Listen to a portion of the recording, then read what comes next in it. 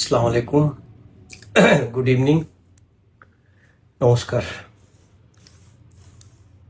আজকে যেমনটা আপনারা জানতেন যে আমাদের আপার প্রাইমারি রিমেনিং 1241কে নিয়ে অলমোস্ট ফাইনাল কিছু ডিসিশন আসবে, সেই অপেক্ষায় আমরা গেছিলাম। কিন্তু যা দেখলাম তাতে সত্যি কথা বলতে কি বলবো সেই ভাষাটা খুঁজে পাচ্ছি না। আজকে এরা কনস্ট্যান্টলি ডে ওয়ান থেকে আমাদের মিথ্যে কথা বলে এসেছে। যখনই আমরা গেছি অন্তত 50 বার বিভিন্ন রকম লোকের সাথে, যেমন চেয়ারম্যান বলুন বা বিকাশ ভবনের আধিকারিক বলুন বা যাই বলুন, এসএসসি লয়ার বলুন, সবার সাথে কথা বলেছি।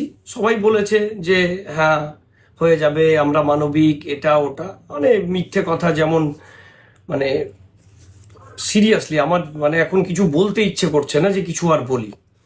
তো যাই হোক, এখন যে ব্যাপারটা আপনারা হিয়ারিং অনেকে শুনেছেন, অনেকে হয়তো পুরোটা শুনতে পারেননি। তো যে ব্যাপারটা আমার এখন বলার বা আমি যেটুকুনি অবজারভেশন করতে পারছি, তাতে নেক্সট হিয়ারিং 8 তারিখে দিয়েছে। ওনারা নতুন কোনো অবজারভেশন বা জাজমেন্ট পাস করেননি, কেননা যে জাজমেন্টটা দিয়েছিলেন তারপরে আর নতুন করে কোনো জাজমেন্ট দেওয়ার মতো সিচুয়েশনে জাজেসরা নেই। তো নতুন কোনো জাজমেন্ট পাস করেননি বলে ওই জাজমেন্টটাই রয়েছে। তো এখন ওনারা যদি 8 তারিখের মধ্যে কিছু করে আসতে পারেন তাহলে ভালো কথা, না তো আইন যেমনটা রয়েছে যে কন্টেম্পট হলে কারো এগেনস্টে তার ফলস্বরূপ যা প্রাপ্য সেটাই ওরা পাবে। কিন্তু আমরা নর্মালি জানি এই কেসগুলোতে কন্টেম্পট হলে ওরা যদি সেটাকে ফুলফিল না করে তাহলে হবে কি, হয়তো 50,000 কি 1,00,000 টাকা জরিমানা, 3 মাসের জেল। তো 50,000 বা 1,00,000 টাকা ওদের কাছে কোনো ম্যাটার করে না, কিন্তু জেলটা ওনারা যেতে চাইবেন না কেউ। তো এবার জেলটাকে কি করে অ্যাভয়েড করা যায়, তার জন্য হচ্ছে সুপ্রিম কোর্ট। তো যে অর্ডারটা 2 বছর আগে পাস করা হয়েছে, সেই অর্ডারটা এখন রিকল বা মডিফিকেশন বা যাই বলুন যে 1241কে আর নেব না, এই অজুহাতটা অন্তত দেওয়া আর যাবে না। সেটা আজকে আমরা ক্লিয়ারলি বুঝতে পেরে গেছি। জাজেসরা বলেছেন যে এই অর্ডারটা আমরা কোনোভাবেই ফিরিয়ে নিতে পারি না, তাহলে সত্যি কথা বলতে যে কোর্টের একটা মকারি হবে। তো সেটা আইনত করা যায় না। এখন ওনারা যদি সুপ্রিম কোর্টেও যেতে চান তাহলেও কিছু করা যাবে না, সুপ্রিম কোর্টেও ওই একই অবস্থায় দাঁড়াবে। কিন্তু ফাঁকে ওরা হয়তো 1 বছর 2 বছর 3 বছর আবারও এরকম করে কাটিয়ে দেবে, যেমনটা অলমোস্ট 2 বছর কাটিয়ে দিল হাইকোর্টে। তো এখন ব্যাপার হলো আমাদের কি করণীয়। আমাদের 8 তারিখ পর্যন্ত অপেক্ষা করতে হবে। তারপরে আমি ক্লিয়ারলি বলছি, সুপ্রিম কোর্টের জন্য প্রিপেয়ার থাকতে হবে। এবার সুপ্রিম কোর্টে যাওয়া মানেই হলো আমাদের অপেক্ষা, আমাদের টাকা পয়সার গল্প, কিছু লোকের লাভ আছে, আর ম্যাক্সিমাম যারা সাধারণ ক্যান্ডিডেট তারা তো বঞ্চিত যেমন হচ্ছিল তেমনি হতে থাকবে। এবার একটা লাস্ট সুযোগ আপনাদের বলি, যদি আপনারা মনে করেন যে চাকরিটা আমাদের দরকার সত্যি সত্যি, তাহলে 8 তারিখের আগে একটা আন্দোলন করতে হবে। আর আন্দোলনটা আর বিকাশ ভবন না, আমি যেমনটা ডে ওয়ান থেকে বলে আসি বারবার করে, যে যার এগেনস্টে আমরা কন্টেম্প্ট করেছি সেই ভদ্রলোককেই আমরা বাধ্য করব আমাদের নোটিশটা দিতে। এখন এটাও আমরা জানি যে ওনার কাছে ভ্যাকেন্সি না আসা পর্যন্ত উনি দিতে পারবেন না, কিন্তু ভ্যাকেন্সি আসলো না সেটা ওনার ব্যাপার। উনি কিভাবে সেটাকে ম্যানেজ করবেন সেটা উনি দেখবেন। তো এখন যদি আপনারা আন্দোলন করতে পারেন 8 তারিখের আগে, ওই যেমনটা এর আগের বার গেলাম সন্ধ্যাবেলা ফিরে চলে এলাম, সেরকম করলে হবে না। যদি অন স্পট নোটিশের জন্য আন্দোলন করতে পারেন তাহলে কাজের কাজ হবে। আদারওয়াইজ আমার মনে হয় না যে এটা সুপ্রিম কোর্ট ছাড়া আর কোথাও যাচ্ছে। এবারে মঞ্চের কথা শুনে আমরা দুবার নিজেদের প্রোগ্রাম ক্যান্সেল করে ওদের জয়েন্ট করেছি, বিকাশ ভবন গেছি। আমি আশা করব এবারে অন্তত মঞ্চ আমাদের সাথে, কেননা আমরা তো আর 1242-এর বাইরে না, আমরা সবাই 1242-এর মধ্যে। আমি একটু আগেও সুশান্তকে দুবার ফোন করলো, রিসিভ করলো না। হোপফুলি ব্যাক কল করবে, করলে আমি সুশান্তর সাথে এই নিয়ে ডিসকাস করে নেব। কিন্তু আমার পার্সোনাল যেটা অভিমত, যদি চাকরিটা পেতে চান আপনারা, তাহলে 8 তারিখের আগে, সেটা 5-এ তো সানডে, 6 তারিখে যদি আন্দোলন করেন তাহলে আমার মনে হয় যে ব্যাপারটা সব থেকে ভালো হয়। জানো যে বুধবার দিন হচ্ছে আমাদের হিয়ারিং ডেট, সোমবার মঙ্গলবার পর্যন্ত 2 দিন যদি আমরা আন্দোলন করতে পারি ওখানে স্থায়ীভাবে, তাহলে বেনিফিটেড হওয়ার ম্যাক্সিমাম চান্স থাকবে। আর যদি মনে করেন যে না, হাইকোর্টে যাব, 8 তারিখে কি বলছে সেটা শুনবো, তাহলে আপনাদের আমি এক্ষুনি বলে দিচ্ছি, 8 তারিখে গিয়ে ওনারা সারেন্ডার করবেন যে আমরা দিতে পারছি না। এবার যা রুলস জারি হবে সেই ক্ষেত্রে ওনারা সুপ্রিম কোর্টে মুভ করবেন। এবার সুপ্রিম কোর্টে এই ব্যাপারটা চলতে থাকবে। আর যারা এই কেসটাকে লিড করবে তারা লাভবান হবে, এটা বলার অপেক্ষা রাখে না।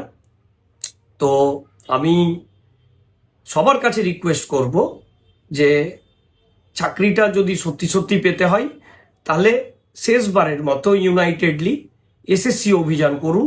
আদারওয়াইজ চাকরি পাওয়া যাবে না অন্তত 2 বছর, এটা আপনারা লিখে রাখতে পারেন। আমি এটাও বলছি, এই অর্ডারটা কোনোভাবে যদি পৃথিবী ধ্বংস না হয়ে যায়, তাহলে এই অর্ডারটা কোনোভাবে চেঞ্জ হবে না, না হাইকোর্টে চেঞ্জ হবে, না সুপ্রিম কোর্টে চেঞ্জ হবে। তো এটাকে কি করা যায়, ডিলে করা যায়, যেটা আমরা জলজান্ত উদাহরণ দেখলাম 2024-এর প্যারেন্ট অর্ডার আজ পর্যন্ত এসে ওরা রিকলের পরে আজকে মানে একটা উপন্যাস লিখে নিয়ে এসছে, ইলিয়াড ওডিসি এদের কাছে হার মেনে যাবে যে উপন্যাস এরা লিখে নিয়ে এসছে। তো এরা দেবে না, এরা ডিলে করাবে, যতটা সম্ভব ডিলে করাবে। আর সুপ্রিম কোর্টে যাওয়ার পরেও এরা নাটক করতে থাকবে কনস্ট্যান্টলি। এবার আপনারা যদি মনে করেন যে না, একটা আন্দোলন করে নিজের অধিকারটা আদায় করে নিতে পারবেন, তাহলে ভালো কথা।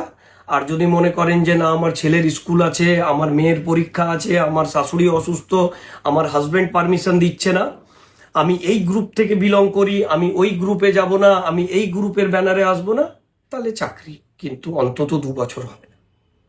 আমি আগেও বলেছি, আমি এই চাকরিটা নিয়ে ভীষণ ইমোশনাল। আপনারা যারা পার্সোনালি আমাকে চেনেন তারা খুব ভালো করে জানেন যে চাকরিটা আমার নিড না, এর আগেও বলেছি, এই চাকরিটা আমার ডিজায়ার, আমার অধিকার। তো একা একা এই অধিকারটা কেড়ে নেওয়ার মতো ক্ষমতা আমার নেই। আপনারা যদি মনে করেন যে না, চাকরিটা দরকার, বা চাকরিটা আপনারা 2 বছর বাদে পেতে চান, তাহলে 8 তারিখ পর্যন্ত অপেক্ষা করুন, সুপ্রিম কোর্টে চলুন, সব কিছু করা যাবে। কিন্তু 6 তারিখ থেকে যদি 7 তারিখ বা 8 তারিখ পর্যন্ত বসে থাকতে পারি, তাহলে আশা করি কিছু একটা ভালো ডেফিনেটলি আমরা হাতে পাব। এবার আমি মঞ্চকে এক্ষুনি ভিডিওতেও রিকোয়েস্ট করছি, আমি ফোনও করলাম, আবারও বলবো যে সবাই সমবেতভাবে যদি আমরা ওখানে যাই তাহলে খুব ভালো হবে।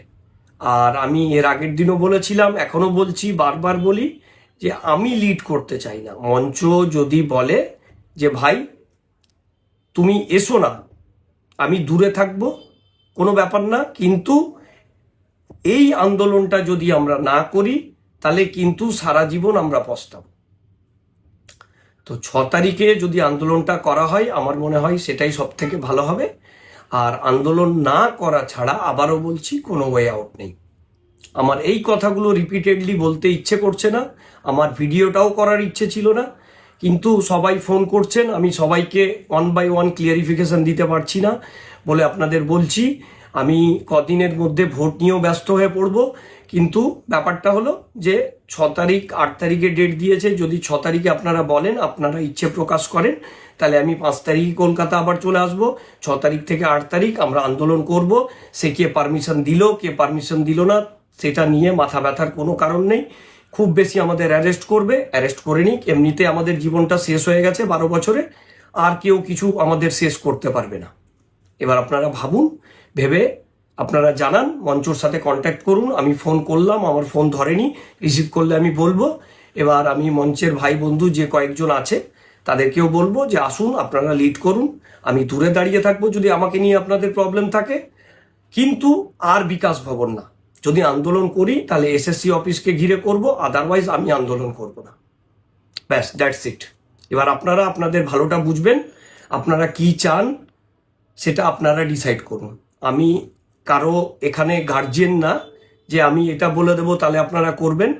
আমি যেটুকুনি পারতাম আমি সেটুকুনি করেছি, এরপরেও যেটুকুনি করার সেটুকুনি করব। কিন্তু আমার মতামত হলো যে 6 তারিখে যদি আন্দোলন করি, 6 থেকে 8 পর্যন্ত, দরকার হলে আন্দোলন থেকে উঠে গিয়ে কোর্টে যাব, তাহলে আমরা বেনিফিটেড হব ইনশাল্লাহ। এর বেশি আর কিছু বলার নেই, বাকিটা আপনারা ডিসাইড করে নিন। নমস্কার, আল্লাহ হাফিজ।